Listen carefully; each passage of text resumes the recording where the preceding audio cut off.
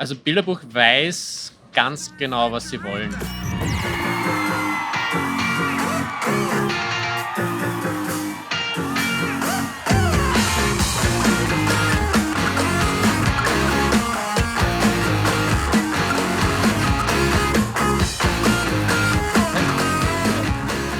Mein Name ist Florian Patzer, Floxe eigentlich für jedermann, so landläufig.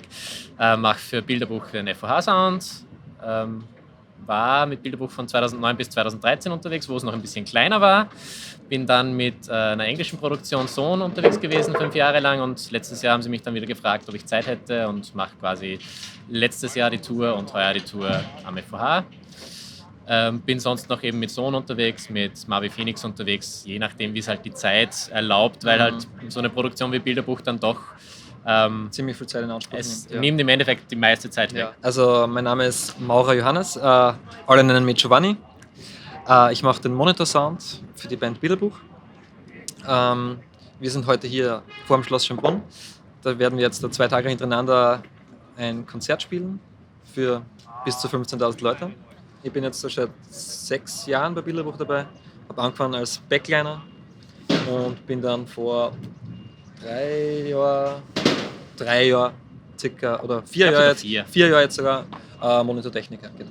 Also Bilderbuch weiß ganz genau, was sie wollen. Also das merkt man schon am Bühnenbild und wie halt quasi, also sie haben eine ganz genaue Vorstellung, wie es sein soll. Genau, ja. Haben jetzt auch das Bühnenbild, das wir auf der Tour hatten, gemeinsam mit Clemens Löffelholz erarbeitet, sage ich mal. Das ist jetzt nicht das typischste Bühnenbild, das man so hat normalerweise. Also heutzutage ist eher alles von LED-Screens dominiert und sehr technologisch, sage ich mal. Ja. Also sie hängen sich gerne aus dem Fenster mal und... Genau, machen halt was anderes. Ja, genau. Das ist sowohl als musikalisch als auch in der Live-Show. Ebenso musikalisch wollen sie dann halt auch das Live rüberbringen, so wie sie es halt am Album sich das vorgestellt haben. Ne? Das heißt, wir basteln herum auch Effekte für den FOH-Sound und das haut eigentlich ganz gut hin, muss man sagen. Es ist halt die Vorstellung ist das Album so zu transportieren, auch die Stimmungen vom Album. Das Ganze wird halt live, sage ich mal, eine kleine Spur rockiger gestaltet. Ja. Also soundtechnisch verfahren wir so, also wir haben das Glück, dass sich die Band schon sehr viel auscheckt, was Sounds betrifft. Das heißt, der Mike, der Gitarrist zum Beispiel, der verfahrt über digitale Amps, also digitale Amp-Simulationen quasi, wo er sich dann zu Hause seine ganzen Sounds schon vorprogrammiert, um sie quasi ähnlich dem Studio-Sound hinzukriegen. Ne? Der Peter... Selbes, also quasi bei den Instrumenten, sage ich mal, können sie die Studio-Sounds fast 1:1 reproduzieren, wo es ein bisschen schwieriger wird. Also Stimme musst du halt dann einfach mit Effekten das irgendwie versuchen. Umgeben, dass du das dann wieder reinplatzieren kannst. Ja. Also es gibt halt manche Songs, da ist das Delay extrem wichtig, manche Songs, da ist der Doubler extrem wichtig, manche Songs, da muss ein großer Hall drauf sein, manche Songs sollen trocken sein. Ja. Und das bestimmt aber schon die Atmosphäre vom Song ein bisschen.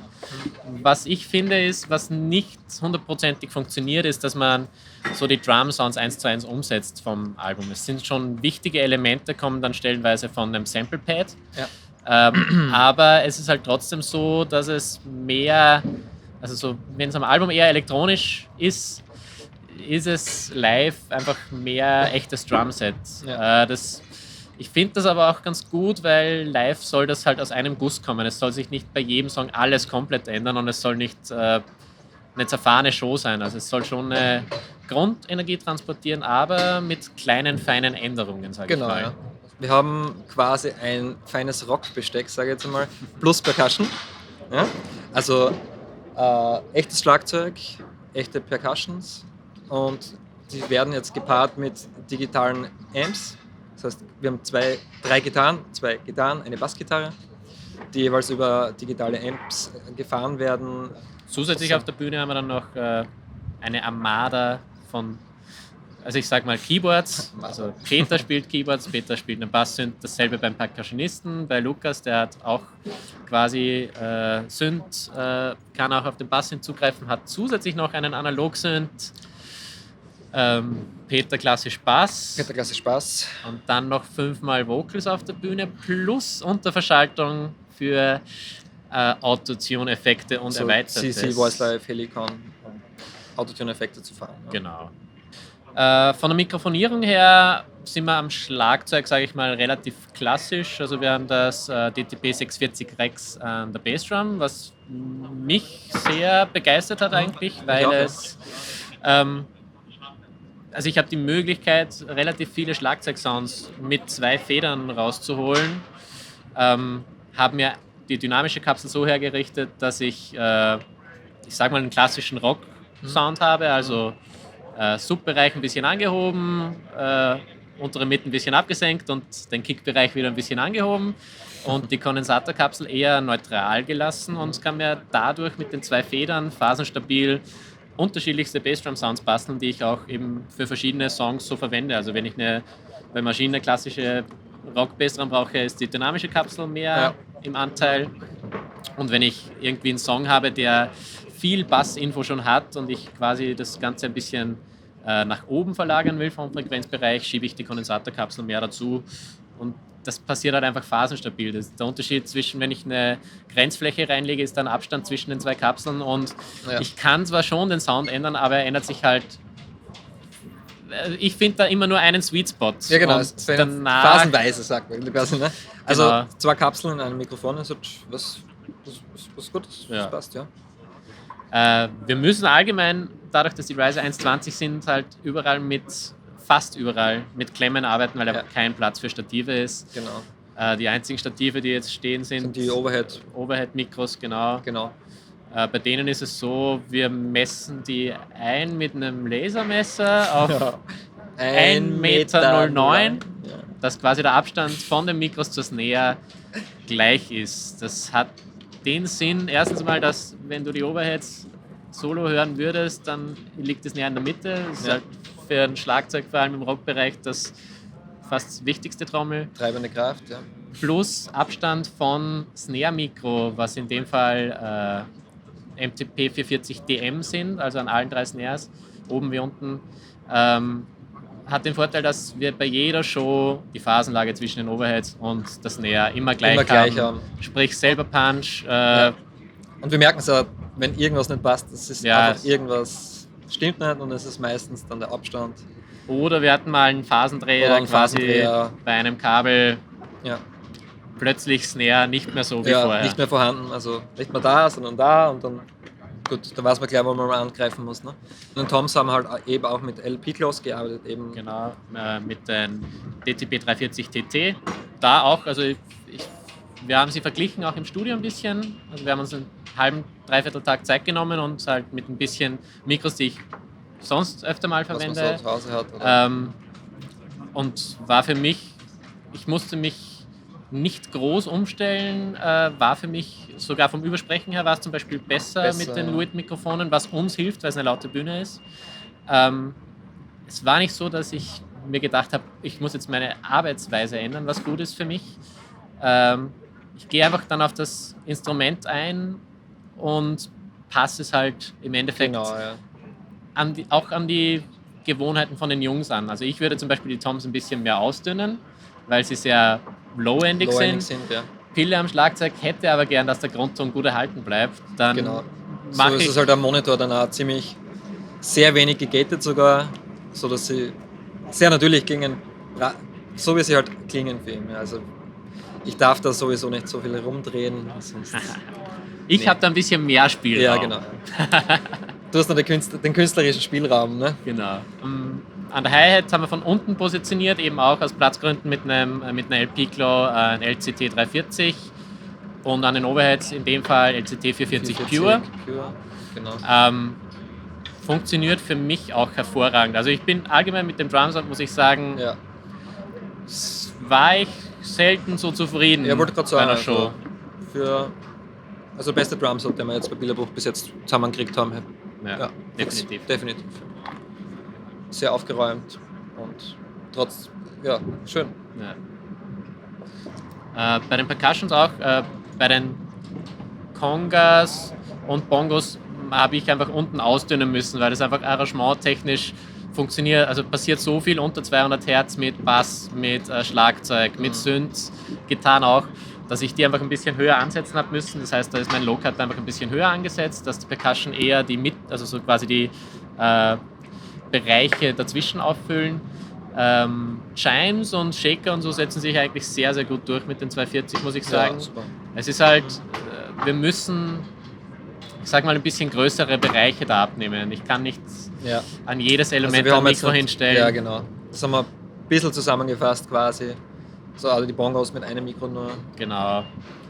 An den Vocals haben wir vorne noch bei Mike und Peter die MTP 550 DM, die haben wir letzte Tour schon verwendet, auch bei Maurice kabelgebunden. Wir haben da auch eigentlich einen Shootout gemacht im Studio. Ich habe ihnen Shure Beta 58 hingestellt, SM58, Audix OM5 und eben die zwei Lewitt, die dynamischen Mikros. Wir brauchen dynamische Mikros, erstens, weil die Bühnenlautstärke relativ hoch ist und wir quasi mit einem Kondensatormikrofon wäre fast ein bisschen zu sensibel, sage ich mal. Plus, wir haben eine Unterverschaltung auf der Bühne, wo wir quasi zwischen Leitungen hin und her schalten, was einfach mit Phantomspeisung in der Form nicht funktioniert, weil wir ständig Plops hätten, also quasi wirklich laute Kracher, sobald man umschaltet. Und damals war es halt so, dass wir die Mikros hingestellt haben, habe gesagt, singt's rein, sagt mir, was ihr fühlt dabei oder wie es euch geht damit, und war relativ schnell eigentlich klar, dass das 550 DM da die Nase vorne hatte, und haben das letzte Tour verwendet. Hat super funktioniert. Ja. Und diese Tour haben wir das beibehalten. Nur bei Maurice mussten wir wechseln auf ein Wireless-Mikrofon, weil einfach Bühnengröße, letztes Jahr war Clubtour, und er halt Wege zurücklegt, die mit einem Kabel in der Form... Ja, haben wir immer schon früher gehabt. Er hat vorher immer mit Kabel gespielt, und das war immer okay, wenn er ein bisschen vorgeht und zurückgeht, es verheddert sich immer irgendwo, und dann kann der Clemens, unser Backliner, schon wieder rennen. Und jetzt da ist es gemütlich. Vor allem in Schönbrunn, so quasi 30 Meter Stege. Das geht sich sowieso nicht aus, ja. Also es ginge schon, klar, ja, aber so ist einfach einfacher. Also mein Arbeitsplatz ist bei dieser Tour eine Avid S6L mit einer 144er Engine und einer 24 Federoberfläche. Bin das erste Mal mit dem Pult unterwegs, habe am Anfang ein bisschen gebraucht, mich einzugewöhnen, weil es ein bisschen eine andere Herangehensweise ist mit Plugins, und ich quasi immer, wenn ich einen Effekt insertiert habe, wieder schauen musste, dass alles wieder in der richtigen Phasenlage zueinander ist, vor allem beim Drumset. Bin aber jetzt mittlerweile sehr, sehr zufrieden damit. Es ist einfach, wenn man, gerade bei einem Pult ist es so, wenn man das erste Mal damit arbeitet, ist man vor allem mal langsam. Und das war am Anfang ein bisschen umständlich. Jetzt bin ich mittlerweile schon gut eingearbeitet. Haben insgesamt im Moment 49 Inputs von der Bühne runter. Haben beide eine 64er Stagebox und schicken uns dann gegenseitig noch ein paar, ich sag mal, Talkbacks, iPod-Leitung, Atmos, genau, hin und her.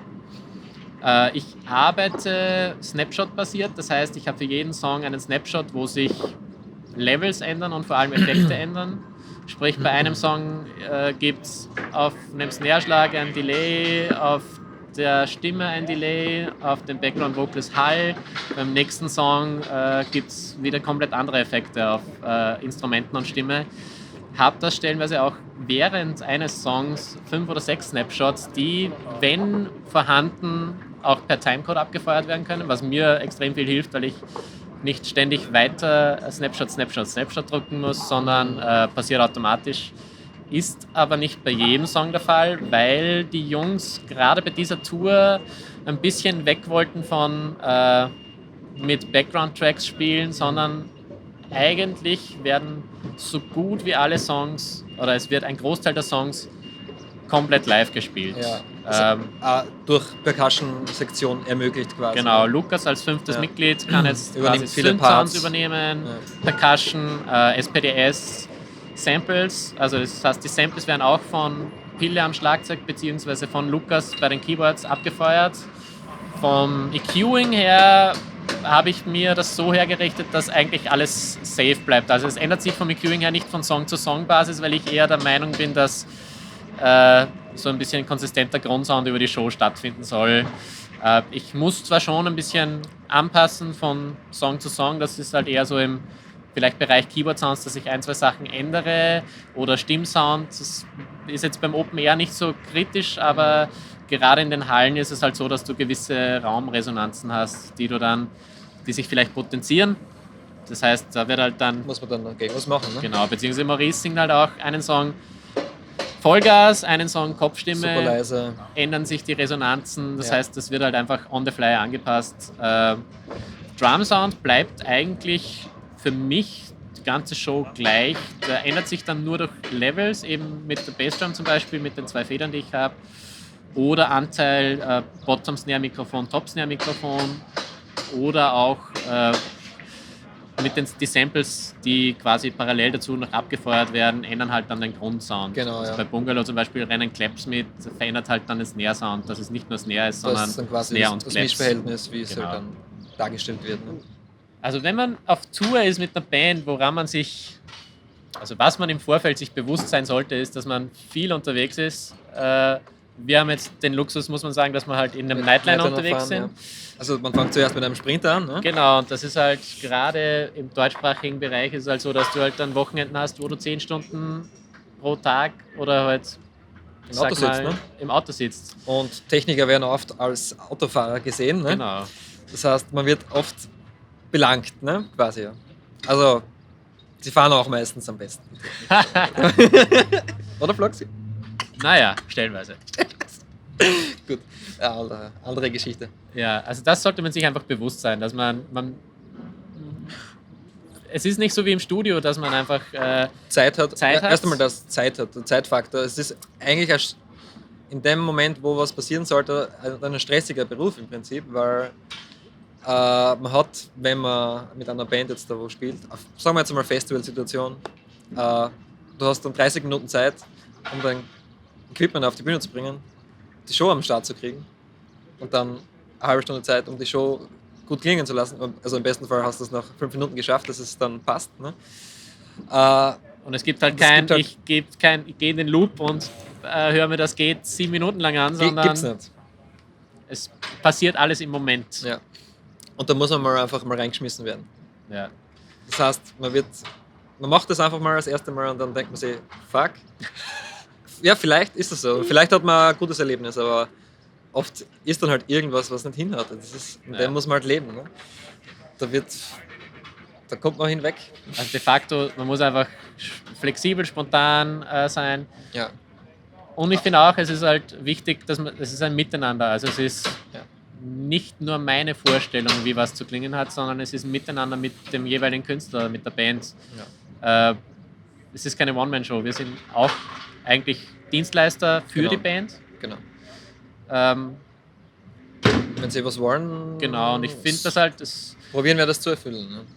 Gerade in England, wenn man irgendwie so Haustechniker oft mal kennenlernt, kann es schon mal sein, dass die halt sehr grumpy sind. Also ich finde auch, dass es wichtig ist, dass man einen guten Vibe vermittelt. Es ist auch im Studio nicht anders. Man ist wenn man auf Tour ist, über Wochen mit diesen Personen in einem Bus oder auf engstem Raum die ganze Zeit. Man muss da kommunikativ sein, man muss soziale Kompetenzen haben quasi, man muss nicht lustig sein. Das ist jetzt nicht. Es ist ein Benefit, wenn man es ist. Man muss einfach Spaß an der Art haben und man muss halt einfach die Leute, mit denen man da zusammen hat, einfach akzeptieren. Wenn einmal einer dabei ist, der vielleicht dir nicht so gefällt oder so, dann musst du trotzdem mit ihm zusammenarbeiten können. Das ist halt einfach. Dadurch soll nichts scheitern. Genau.